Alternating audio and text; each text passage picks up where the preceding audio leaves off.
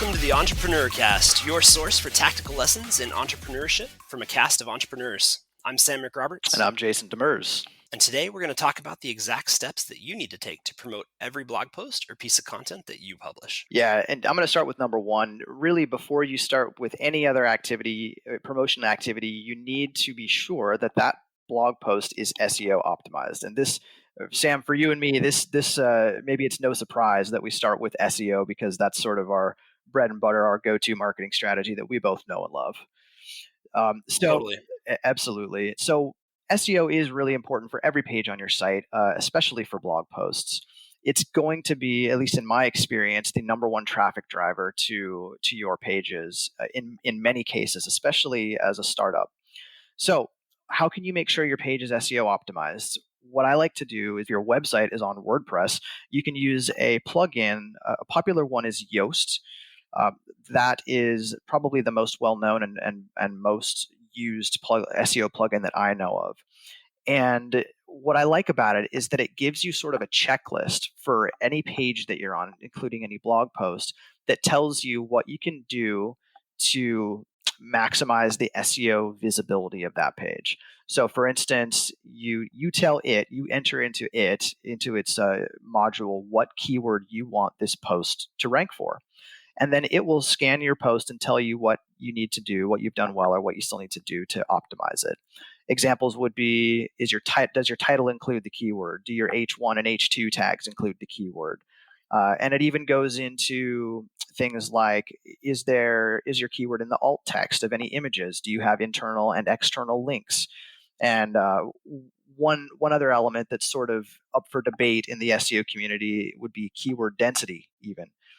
Which is, I know that Sam, you love keyword density.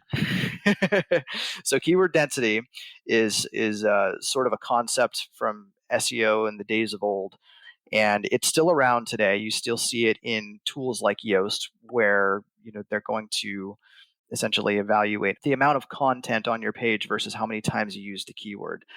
I really wish they'd take it out. The simple heuristic is make sure if there's a specific keyword you want to rank for, make sure you use it on the page. Probably a couple times in those key places, title, H1, once or twice, or maybe a little more in the body text. But at the end of the day, make sure that you write the content that looks like it was written by a human for a human, doesn't have keywords jammed in weird places.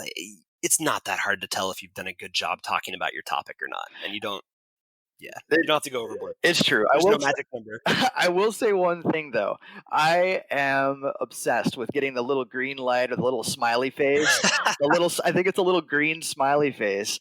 In Yoast when you've checked off all the boxes on their SEO to-do list, and it gives you that little green face. And I cannot rest until I get that. And unfortunately, that means that I have to get my keyword density above a certain point that they deem is appropriate. So maybe I'm still a slave to the concept of keyword density, even though I agree with you. It probably doesn't matter much in the algorithm, but it matters for me getting my green light. The things we do for our green smiley faces. Yes, we all want green smiley faces from Yoast. That makes you feel good when you hit that publish button. So that's number one. Make sure your post is SEO optimized so that it will be found in search engines. Number two, and closely related to that, is internal linking from other blog posts into whatever new piece of content you created. Now, this is huge, and I love using a farming analogy to help this kind of make sense. Everybody who links to your website from other websites, those links flow a bit of value into your site. And it's much like water flowing into a reservoir at a farm, right? Once you have your water in your reservoir or you're hooked up to that water supply, you then need to divide that through your irrigation channels out to all of your different segments of crops, right? And you need to make sure that each crop is getting the right amount of water at the right time, not too much, not too little. Internal linking is the same way.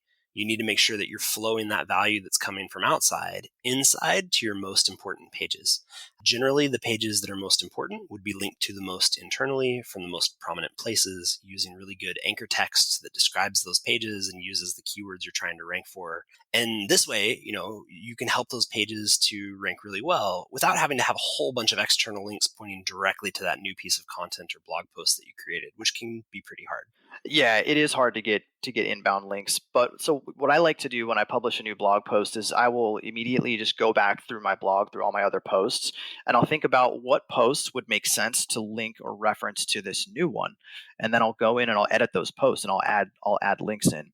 And one thing that I really like about internal linking is that you can use exact match anchor text. In other words, anchor text that is the exact keyword for which you want that post to rank for. So the reason why that's cool is because you can't do that, at least not to any significant extent with links that come in from external websites, because that's a big spam flag for Google. But Google doesn't care if you do that with your internal links.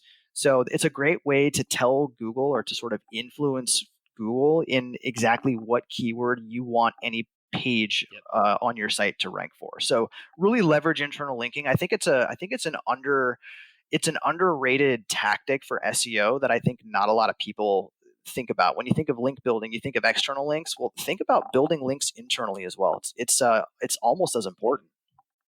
And I'd say if you don't know what anchor text is, essentially that's whatever the link says. If it says click here or whatever.com, or this is a great blog post about this topic, whatever it is you want the link to say, that's your anchor text. Yep. And ideally, it should say whatever the main topic, keyword, phrase of that page is within your own site. Yep, you got it. So number 3 would be sharing your post on Facebook, Twitter, LinkedIn, or essentially really any social media, a profile or account that you think would be relevant for your audience. So one thing I like to do when I put up a new blog post is I will create a LinkedIn post to my network, and I'll put some sort of teaser text in it, something, maybe an interesting stat from the post, or something that surprised me, or really some interesting key takeaways. And I'll say, essentially, here's the new post, here's the title, here's the link. For more information, go check out the full post. So if you check out my LinkedIn profile, you'll see how I've been doing this, and it's been working really well for me for getting eyeballs on my posts. Another thing you can do is join relevant LinkedIn groups. So, if you're in a B2B space, find some B2B LinkedIn groups, and you can go in there and post your content. Just make sure that the rules allow for that. Many groups are cool with that. Some groups aren't. So just double check. Same thing on Facebook as well, although Facebook is more for, I would say, maybe B2C rather than B2B. Pinterest and Instagram are also good. They're more for obviously for visual based content. So maybe if you've got an infographic on your post, or if the post is more visually oriented, you can go share there as well. So that would be number 3 for me. Leverage your social media audience. Speaking of social, I'd say number 4, Quora and Reddit. So Quora, which we've talked about before, is a place where you can go and ask questions and provide answers to other people's questions. And then Reddit, of course, which has more subreddits and topics and themes rabbit holes that you can dive down than pretty much anywhere else. But with Quora, if you've written a new piece of content, you can go search Quora for questions that are about the topic you've just covered in your blog post. Or you could even flip it around. You could look for unanswered questions on Quora and then co-create really good content to answer that question on your site. Go to Quora, write out a really good answer, link to your post for additional information or more color on the topic. And then same thing for Reddit. You can search, you can find subreddits that are related to the topic you've written or created content for, and then post your content in there if it's within the rules of that subreddit and if it fits, if it makes sense. But those can be really great places to get in front of your target audience, in front of people who are interested in exactly what you've just created content for. Those are the types of people who are likely to link to you, share what you've created, boost that for you. Yep, I really like Quora and Reddit. Number 5 would be to tag any people or companies who you mentioned in your content. So what I mean by tag, this could be on really, I guess I'm sort of talking about social media, but you could also send an email to anybody who you mentioned and say, hey, I've just put up a new blog post. I referenced your quote or your statistic here. Just thought you'd like to know. And what you'll find is that often people will say, hey, that's awesome, thanks. And then they'll share it with their audience. Right, Sam? I mean, have you tried this? Absolutely. That's the ego bait and reciprocity 1-2 punch. Works like a charm. Oh, yeah. So tag people on social media. You can send them an email if you have that. Just let them know that you gave them some love, and you'll often get some love back in return. Speaking of email, number 6, you can do an email blast. If you've built out an audience or an email list that you have access to, you can send out an email, a newsletter, and share your new piece of content. You don't have to do it for every single piece of content you create. You could do a roundup every 2 or 3 pieces, Or if it's really relevant and timely and something that you think your audience would be interested in, go ahead and do a direct outreach via email. But an email audience is fantastic because you have direct access. You don't have to go through any intermediaries. There's not going to be an admin who takes it down. On the flip side, maybe 30 or 40% of people ever actually open those emails, and some smaller percentage of those will actually click on the link.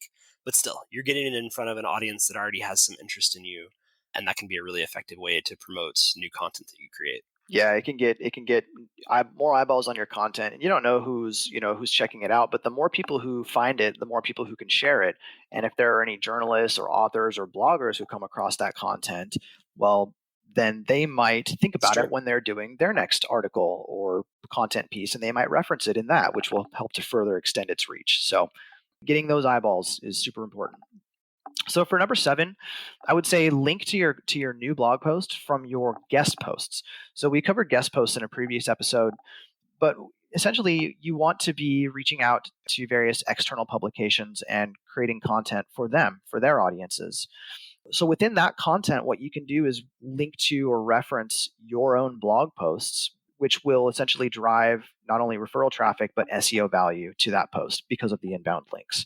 So it's a pretty simple extension of your guest posting strategy to just be sure to link to your own blog posts. And I find that that works really well, helps to boost the SEO, helps to get more eyeballs on your content. I'm going to go down a little side rabbit hole here again. Guest posts. Google doesn't like these. They have harped on them repeatedly over the years. They just did it again. One of their webmaster, the Google web spam team, commented on it. Guest posts are fine. Ignore them. Google kind of dislikes them because sometimes they're paid for or compensated in some fashion, and that usually isn't revealed. The links are typically followed. Unfortunately, it's really difficult algorithmically to determine if a guest post was compensated or not, editorially given, normally written, blah blah blah. Like Google doesn't like stuff that messes with their link index and that they can't handle algorithmically or even like effectively manually. They don't know for sure that that guest post was compensated, and so they can't really take action. And so it's easier for them to scare people off it. But I say keep doing it. Well, I mean, I would have to look at the what is the non-digital version of guest posting? Wouldn't it be like having somebody come to your seminar or your event and give give Sure, a a give a guest talk? lecture. Right, a guest lecture. I mean, that would be the non-digital version of a guest post essentially. And would anybody say there's anything wrong with having a seminar and having a guest speaker? I hope not, It's right? that You're right. It's that Google really doesn't like the pay to play. They want the link index, how sites connect together. They want it to be purely organic, right? Which is kind of stupid, I think, in my opinion. I mean, the world isn't that sort of altruistic. People want stuff. There's incentives to do things a certain way, and I'm afraid it's just always going to be the same way with the web. Until Google figures out a way to make links be completely unnecessary for their ranking algorithm, they're just going to have to suck it up and deal with it. Agreed. Agreed. Which brings us to number 8, uh, text articles, right? So you can syndicate the content that you've created on places like Medium, on LinkedIn Pulse, often a lot of other places. In some cases, you can even get content, if it's really good, syndicated on major sites. New York Times, Wall Street Journal, like they also take guest columns and syndication in some cases. There's some risks here with this, like duplicate content can be a potential concern. Generally, it's a non-issue as long as you have it up on your site first. You make sure that it's been indexed by Google, and then when you do put it up or syndicate it on another platform, make sure that those places link back to your original post as the original source, just at the bottom of the article. You should be fine. But this can be a really good way to get your content in front of a completely new set of eyeballs. Some people search for content within Medium or search for it within LinkedIn or search for it on these other places. And so it just gives you more opportunities to show up in front of people that may not have seen it in your original posting location. Yeah, absolutely. What I like to do is I like to wait maybe a week or so after I've posted a blog on my own website, just to give Google enough time to make sure it's indexed and categorized it and assign me and my website as the canonical source, or essentially as the original source. And then Yeah, you can that's a take good time span. yeah, you can that's a safe time span to wait. And then you can take that article and you can post it up on medium.com or LinkedIn Pulse. And as Sam said, there are other sites as well. Those two are just two that come to mind as easily accessible sources for anybody. that have good reach. And the goal here is not to get those articles to rank in search results, in Google search results, because actually, if they were doing that, that would probably mean that they usurped your own website's blog post as the canonical source, which is not that's not good. But what can happen is people who are on Medium can search within Medium, for instance, and find the article there where they might not have performed that search in Google. Maybe they'll perform the search in Medium. And same with LinkedIn Pulse. You can find LinkedIn articles the same way there. So it's a good way to extend the reach of your content. You don't have to change it. Just put the same thing up, and just make sure you wait long enough, maybe a week or so after, until after you post the original, just to avoid any duplicate content risks or concerns. So number 9 would be to repurpose your blog post into other formats. So you can do this in a number of ways. Let's just take an example. I recently put up an article called 77 Remote Work Statistics to Know in 2020. So what I did with that post was I took my 10 most interesting statistics from that list of 77, or at least the 10 that I thought were most interesting, and I had an infographic created for those 10. And then I was able to take that infographic. And by the way, I titled that infographic 10 remote work statistics that are interesting for 2020. So same title as the blog post, but just a smaller number. And I took that infographic and I shared that on Reddit and on LinkedIn and various other places where it makes sense to share visual or image content. And that extended the reach of that post. Of course, I included a link back to the original blog post, and I put the infographic in the original blog post so that it's all sort of there in that hub. So that's an example of how to turn text into an image. And by the way, if you need help creating an infographic, I recommend Fiverr. Fiverr, I have a guy on Fiverr who I use to help me turn data into infographics, and he's great. And it's like $60 or $70 per infographic, which is pretty cheap. I feel like Fiverr's kind of like a flea market. Like you never really know exactly what you're going to get. Sometimes it can be absolutely fantastic, and sometimes it's absolutely terrible. But at least you're not out very much money. No, you're not. And if you can find a hidden gem, just keep working with that person, and at least you've got a good source. So aside from images like infographics, you think about if you can turn this blog post maybe into a YouTube video. Can you go on camera and sort of talk about this topic for 5 minutes? Well, that you could make that into a video. Can you take this topic and turn it into an audio podcast, perhaps? Yes, you can. Well, you probably can, because podcasts they've been popular for a long time, but I feel like their popularity is still climbing rapidly. Don't you think so?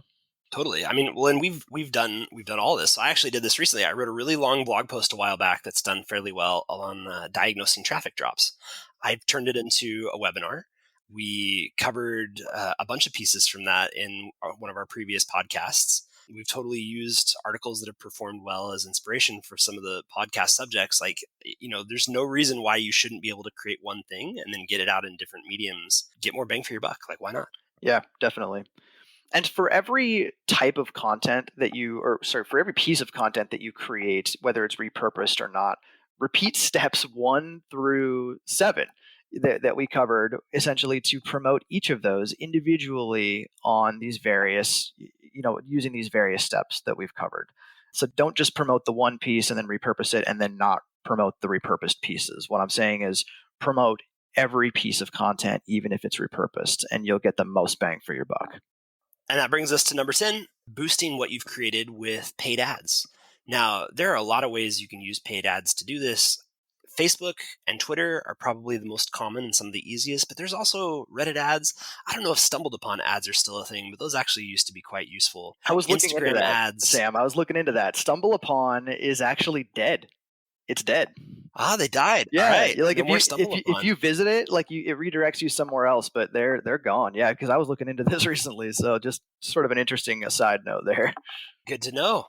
Yeah, I haven't used them in ages, not since the Point It days, but yeah, like there are all these places, right? And the key is to figure out where your audience is spending their time, right? That's always the key. So does it seem like your audience is mostly on Facebook, mostly on Twitter, mostly on LinkedIn, mostly on Pinterest, wherever it is that they're spending their time? that's the place to promote your content and get it in front of them. And it also depends a lot on what type of content, right? If it's video content, then promoting it on YouTube is probably a great idea. If it's image content, then Pinterest or Instagram, maybe Facebook, but Instagram's better for image stuff at this point. But using paid ads to boost that content can get it in front of the right people who could then potentially link to it, share it, comment on it, lift that up. And it doesn't take much. I've found typically for a piece of content, $20 on Facebook or Twitter ads is more than enough to really get it seated and running. It's true. And, we've talked about, I'm not sure, did you mention Reddit ads, Sam? Because, Yep. yeah, because we've talked about Reddit in a couple episodes, but one thing that you can do without having to worry about pissing off any of the users of any subreddit is you can actually buy Reddit ads where it looks like a post that you made, but it can be as promotional as you want because it's tagged as an ad, and people don't mind that at all. So if you want to just skip the tiptoeing or walking around on eggshells and making sure you don't irritate any Reddit users, you can just try Reddit ads too. And they can be really effective, especially if you get Reddit humor and you know how to write an ad that's going to appeal to your audience there. Like, it can perform better than an organic post. So you just have to know what you're doing, know your audience. Yep. And you can choose what subreddits your ad will appear in and all that. So it's pretty cool. You can drill down with that, which is nice. I was going to say, I'm pretty sure the cost per clicks there are still lower than a lot of other places. So yeah, that's a good spot to do some advertising. That's what I was just about to say, is that we are in the midst of the COVID-19 coronavirus crisis right now. And I have heard from several different people who are in the know that paid ads are seeing something like a 50 to 60% drop in average CPC right now, or cost per click. So it seems like there's some nice opportunity out there to go get some paid ads. If you haven't dipped your toes in, it might be a good time, right? I'm also hearing conversion rates, though, aren't as good. It depends a lot on what space you're in. If it's content, you're probably okay. If you're trying to sell something, even though the cost per clicks are lower, the conversion rates are also lower, and so that may not work. But for content promotion, it should still be fine. Yeah, agreed. Well, hey, these have been the 10 steps that we would take to promote a blog post. Hope that these steps, hope you find them useful. Give it a try on the next time you got a blog post and see if you get some more eyeballs on it. Definitely. Thank you so much for listening. And if you've liked what you've heard, it would help us a lot if you subscribe, rate, and review the podcast in whatever platform you're listening to. Have a great day.